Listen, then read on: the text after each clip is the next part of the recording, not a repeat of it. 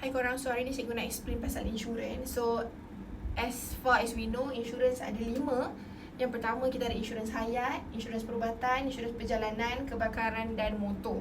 Okey, insurans perubatan, perjalanan, kebakaran dan motor ni kita kelaskan dia sebagai general insurance ataupun insurans am.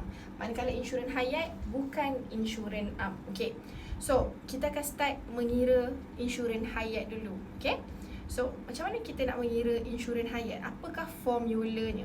Okey, insurans hayat ni apa? Macam orang Islam kita panggil dia hibah. Kalau orang non-Muslim dia akan panggil sebagai apa? Wasiat macam itulah. Okey, so apa maksud dia? Maksud dia macam ni. Okey, katalah cikgu ataupun Ali dia beli insurans hayat yang bernilai RM100,000. Bukan bermaksud dia bayar RM100,000. Dia beli insurans, maybe dia bayar RM200 setahun, tapi untuk insurans yang bernilai RM100,000. So apa yang berlaku apabila Ali tadi meninggal dunia? Okey, RM100,000 ni akan diberikan kepada warisnya. Okey, maksudnya anak dia ke, isteri dia ke, mak dia ke, itu maksud insurans hayat. Okey, ataupun kalaulah dia tidak meninggal dunia tapi dia hilang upaya kekal. For example, Ali ni pergi aksiden, cacat kekal, tak boleh bangun, bedridden, terbaring dan sebagainya, Ali akan dapat RM100,000 ni. Okey, faham tak? Itu insurans hayat. Jadi, macam mana cara kita nak mengira insurans hayat ni? Okey, nak mengira insurans hayat ni, formula dia adalah nilai muka polisi, ataupun senang cerita, Ali nak beli berapa ratus ribu untuk cover.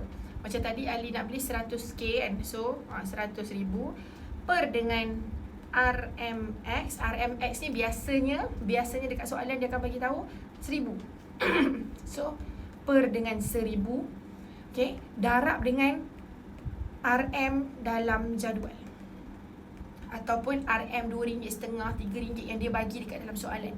Ini formula insurans hayat. So jom kita tengok satu contoh soalan. Encik Lim berumur 25 tahun, merupakan seorang perokok. Okey, seorang perokok. Beliau memiliki polisi insurans perubatan. Okey, ni nanti beliau ingin menambah polisi penyakit kritikal.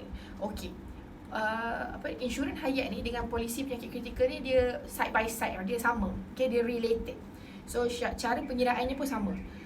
Beliau ingin menambah polisi penyakit kritikal sebanyak RM250,000 nilai muka dia. Jadi nilai muka dia ni adalah berapa yang dia nak cover. Sekiranya dia diagnose sakit kritikal, syarikat insurans akan bayar dekat dia RM250,000.